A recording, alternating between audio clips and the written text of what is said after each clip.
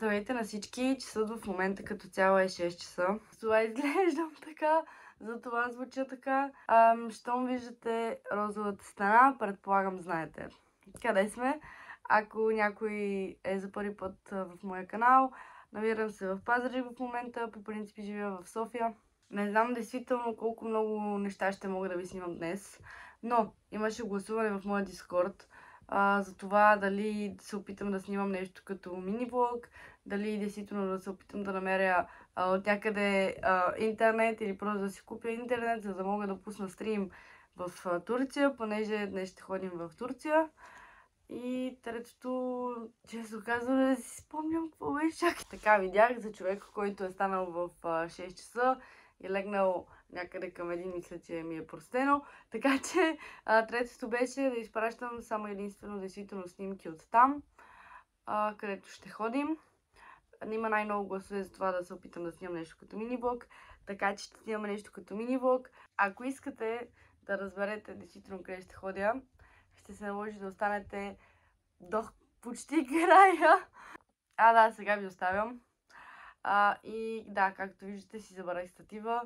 Така че влогът в началото ще бъде без статив. Надявам се утре някой да ми го донесе.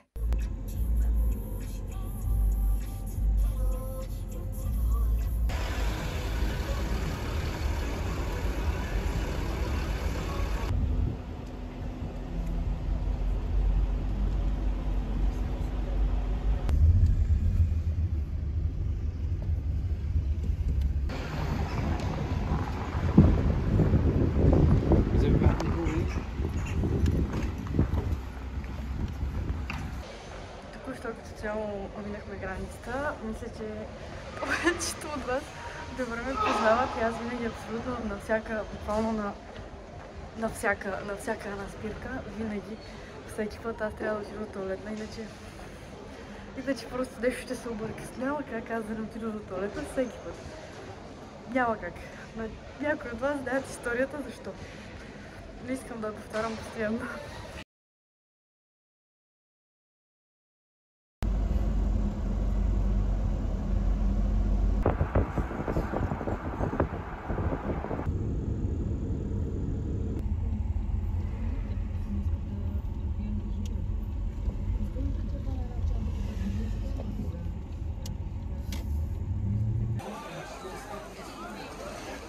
Ето се го снимам, нещо не ми е вайб.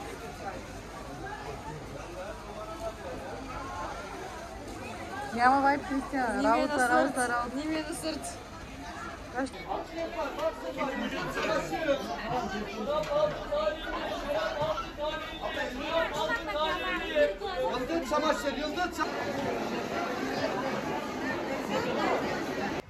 Вижте. Това би трябвало да е дискотека, предполагам. Не знам колко виждате, аз нищо не виждам, нищо да знаете.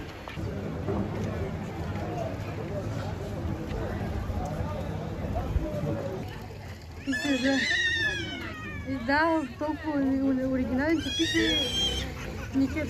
Да, толкова оригинален.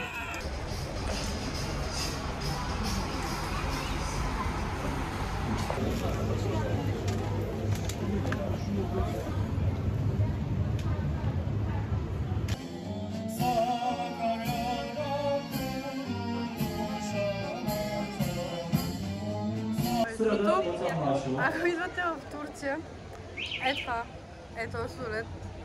Е най-якия сладолед. Ама най-якия сладолед.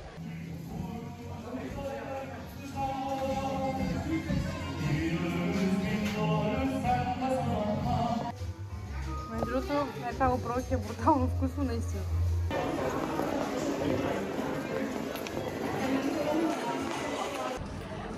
И реших да добавя още нещо към това видео и това ще бъде нещата, които съм си купила от Турция, за да видите действително аз какво си харесах и какво си избрах.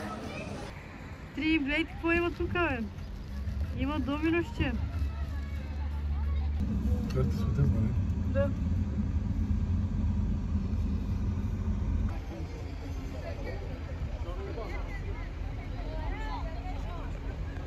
Мога много да дигна, ама си забравих статива, така че Както виждате, положението на границата в момента е тотал щета, както винаги.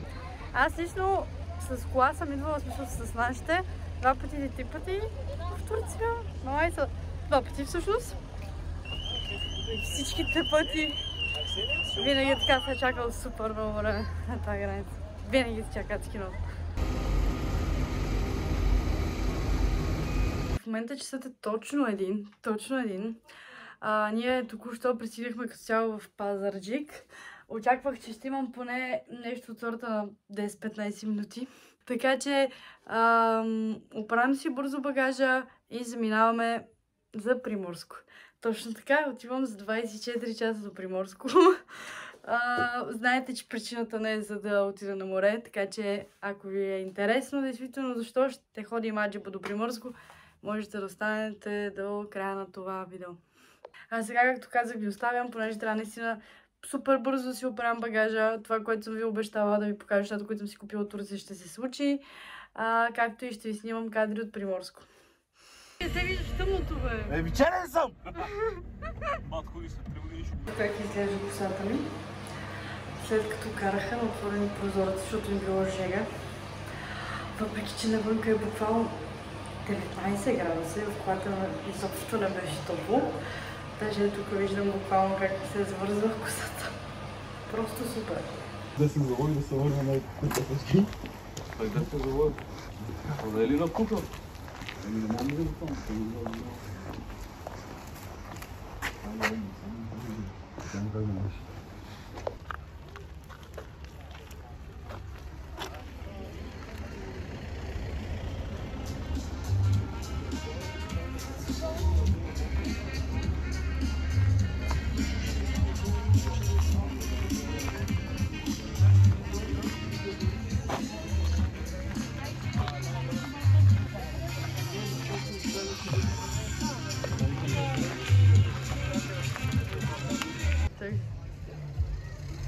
Не иска да не ходи.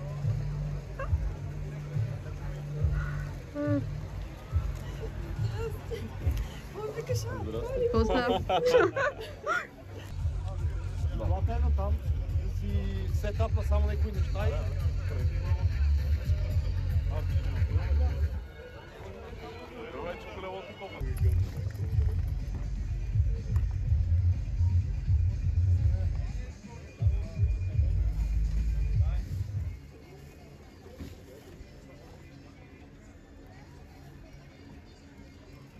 Музиката ще го трябва. Къде се сна?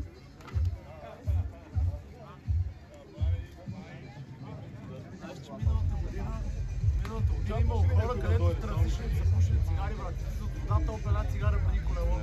Какво вика? Моите приятели. Нали? Върху такова пален. Това няма вяра, бе. Аре бе, Гошо, бе, че ми свърши помента, бе. Ще искам свой номера. Дай.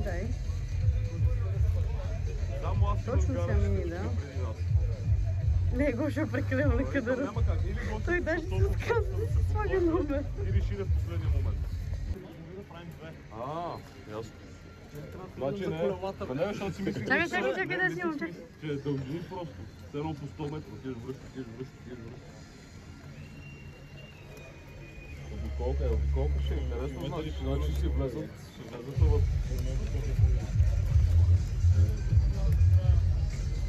Ще си рисувам JDK Experience. Един ли си го беше нарисувал? Да, трябваше да напише плюс гаракини. Това тук не мога фана другата ръка.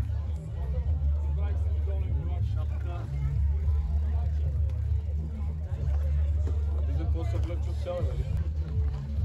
Не. 20 лицеви.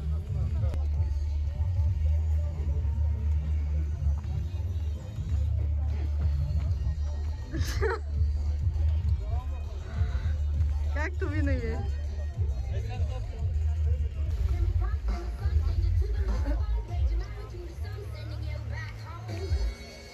Нормалните хора и аз с маратонките. пиене. Бюджета за нафта. Не за пиене. Пиене бюджет винаги има. Аз сега. Това в шамарите, като нищо ще остане във водата. Да, мани го това. Ама ти едно такова ми загуби. Как го опанал като океанец?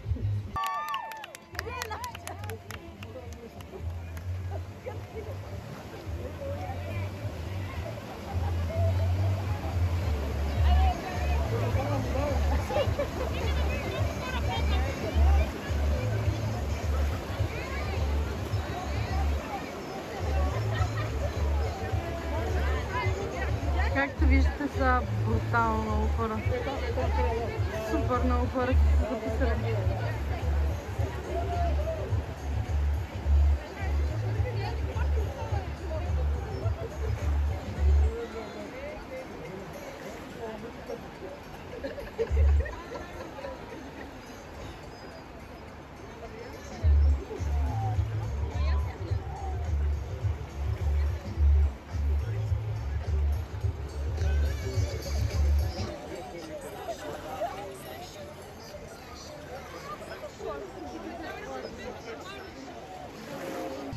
Не бе, действително. Май там има още напред. Май тук е най-напред. Тук е най-напред.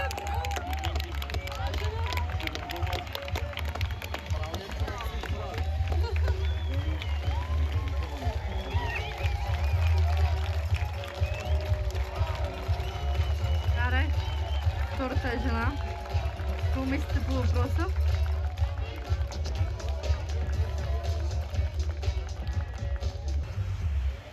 Айде, Гоше, Гоше! Дай, дай!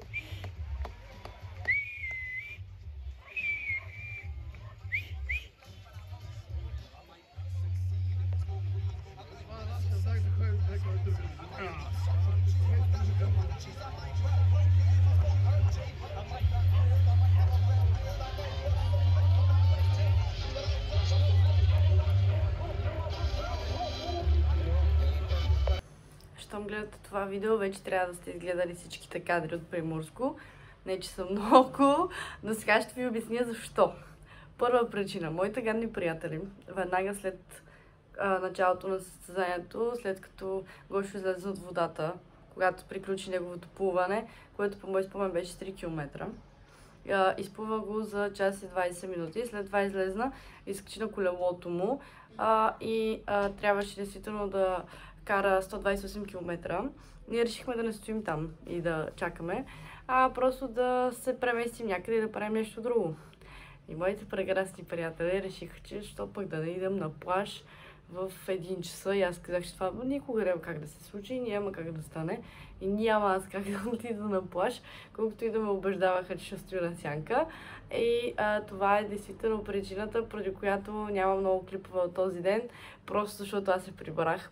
Като един човек, който не беше спал 30 и няколко часа, припаднах, заспах, по едно време се събудих, изкъпах се и пак припаднах и заспах. И като цяло Гошо не беше тичал, т.е. не успя да завърши целия триатлон, но се изправя почти с цялото каране на колело.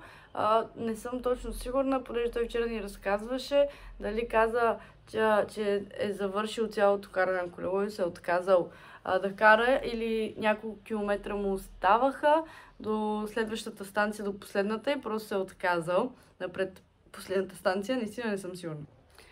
И след като те се прибраха от плажа, всички дойдоха, изкъпаха се, оправиха се и просто излезахме да вечеряме и всички бяхме наистина много изморени. Просто бяхме много изморени.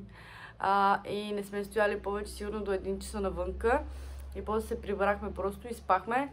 И аз толкова много спах, че буквално се събудих в 7 сутринта. И така стоя и си викам, какво да правя сега в 7 сутринта на морето, сама будна, какво да се случва. И оправих си малко багажа, легнах си и пак задремах, така че не съм ви снимала нищо почти от този ден, просто защото той мина в спане. Буквално той мина в спане, но все пак това е влог, който не беше планиран. Аз не съм планирала да правя влог. Този влог беше избран от хората ми в Дискорда с гласуване, така че ако искате и вие да решавате някакви неща в моят YouTube канал или на моя стрим, можете да заповядате в Дискорда. Долу в описанието сигурно ще има линк за него. А косата ми е тотално щета, просто защото си заварих четката в Пазарджик и сега няма как да се среша. И трябва да искам от някого четка, но не искам просто да будя хората. Все още и това е причината да ме виждате с тази коса в леглото. Човек сега идва и ни гледа как му снимаме мотора. Той е за кого напред до мотора? Да, бе, добър е.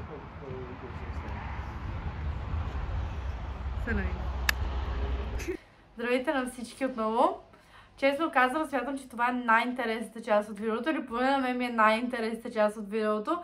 Знаете, че каналът ми е една идея по-геймърски, по обясними причини, все пак стрима в Twitch, занимавам се с буквално игране на игри, но за първи път дори мисля, че си позволявам да правя нещо подобно, като по-женско, даже по-женска част от видео, не бих казала, че е по-женско видео, но е по-женска част от видео, така че извинявам се случайно, ако на някого не му харесва. Взела съм си неща от пазара, обаче ще ви държа в напрежение да видите аз аджиба какво съм си купила, взела ли съм си реплики и така нататък. Ще ви покажа нещата, които съм си купила от един магазин, който се казва De Facto. Ето този магазин, De Facto. Не знам между другото дали имат доставка до България някакси случайно. Забравих да проверя. Казах ви, че преди да снимам видеото ще проверя, обаче забравих да проверя, понеже днес цял ден се занимавам с боядисването на стаята, но няма да ви казвам повече в това видео по тази тема. Ако искате да разберете за какво боядисване става въпрос, следете канала, скоро ще бъде качено видео и по тази тема. Обаче магазинът е топ и цените му са много добри. Аз си купих наистина доста панталони и антузи на добри цени. Сигурна съм, че всичките ми дънки, които си взех, бяха между... даже антузите бяха между 7 и 12 лева, макс 15 лева да е бил някой панталон. Беше всичко на много добро намаление. Аз се възползвах от това нещо и си взех неща и сега ще ги покажа. Първата блуза, нека започнем с блуза. Първата блуза, която си взех оттам е ето тази. И преди някой да каже, че тая блуза е XL или нещо подобно, всъщност не знам дали се вижда добре, ето я. Ето я! Всъщност не знам дали я видяхте добре, но тази блуза, преди да кажете, че е XL, не е XS. Тази блуза не беше на намаление, но просто нямам достатъчно подобни блузи. Имам буквално една, която е вече слике. Продължаваме нататък с тези прекрасни буквално панталони, които ги обожавам, честно смисъл. Откакто съм си ги купила, съм ги носила сигурно 10 пъти. Аз си ги купя преди месец. Тези панталони, ето ги тези панталони. Няма да ги обличам нещата на видеото, да знаете. Предварително ви предупреждавам. Ето ги панталоните. Така малко изглеждат странно. На мен лично много ми харесват. Този панталон е 38 номер. Аз лично нося или 38 или 36 номер панталони. Така че този е 38 номер. И цвета много ми харесва, въпреки че майка ми ме подигра, че съм като военен. Но аз лично много си ги харесах и си ги взех тогава. Продължаваме нататък.